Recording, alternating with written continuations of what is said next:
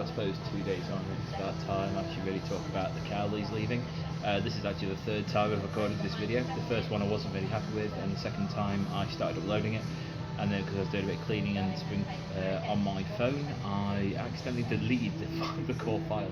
This is the third time I've done it, and like, nothing I'm really going to say is going to surprise anyone really. It's all going to come out of, if you've been following me on Twitter or anything else, you'll know what my thoughts are. So I'm just going to keep this relatively brief. For me, I keep things very lengthy sometimes.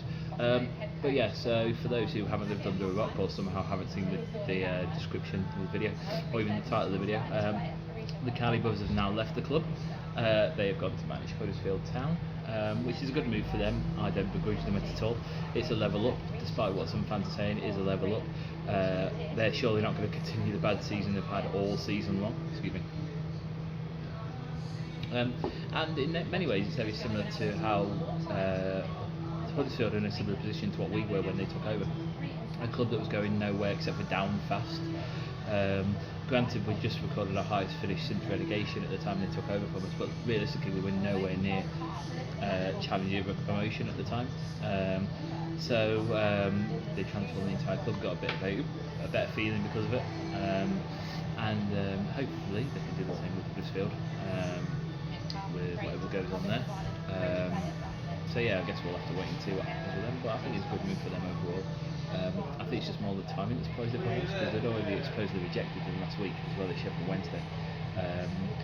But then the weird thing was about that then all of a sudden it came out of nowhere. Like on Tuesday morning when I got on a train to Loughborough, for example, there was no hint of anything happening.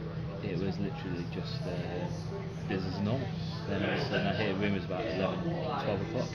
I think nothing of it at first because the Cowleys have been linked with so many jobs over the last few months that it's got ridiculous. But then as the day went on, it got true. It was weird. But hey ho, it is what it is. So yeah, they're gone. 40 months later, it's crazy how things have changed since then. Like in terms of what the club structure is, where we are in the pyramid. As well as many other things about the club. I mean, I've just been into the shop in the town centre for the first time, and yeah, things are a bit. Yeah, it's crazy how things move on. So yeah, so I just had some weird bloke just staring at me. I'm so tempted just to swear at him, but fuck it. So yeah, our season at the moment is sort of we're in a bit of a bad spot at the moment. We've lost 5 of the last 6. Admittedly, one of those was against Everton. So even if you take that out of account, we've still lost 4 out of 5, playing well on at least 3 occasions off our first team on those games that we lost.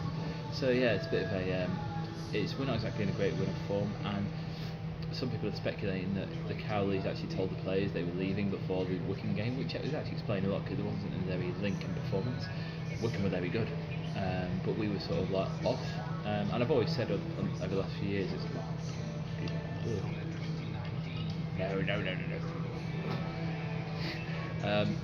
I've always said over the last few years that when we were good under the Cowleys, we were very good. When we were bad, we were shocking. And this felt more the shocking one, but I sort of understand a bit more now. But as I say, Wycombe were very good, deserved their win. But my one concern now is a lot of people on the back of that result are now saying that Ainsworth should be the manager. Now he's a club legend, don't get me wrong, but I can't see him leaving. And the thing is, I think had them leaving come later after that game, I don't think as many people will be clamouring for him. I still think Ainsworth would do a good job for us. He's very experienced at this level, and I think he'd do a good job for us. There's certainly worse candidates out there. Not going to mention any names. Michael Atherton. So excuse me. Sorry, I've got a bit of a cough at the moment. Sorry. No, seriously, no. I think it'd be a good shout. I'm sort of warming to the idea of Flynn after a few days of like being like, no, not at all. I'm sort of warming to the idea. I really don't want Appleton, as you probably gathered by my sarcastic coughing a few minutes ago. He is one of those who a lot of people are saying he should be let off his poor win percentages at clubs like Blackburn and Blackpool when he was there, because of the background stuff that was going on. But when the Cowleys took over Lincoln, a lot of stuff was going on there, and the Cowleys still turned it around. If you're a good enough manager, you will work with what's going on and make it work, unless there are extremely extenuating circumstances. But for me, Appleton's record just isn't good enough.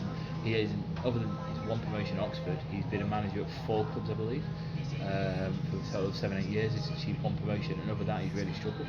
If we got him, very disappointed, but not as disappointed as I would be if Steve Evans took over. And there are actually some odds that you can get on that. I think it's 33-1 on Sky Bet at the moment.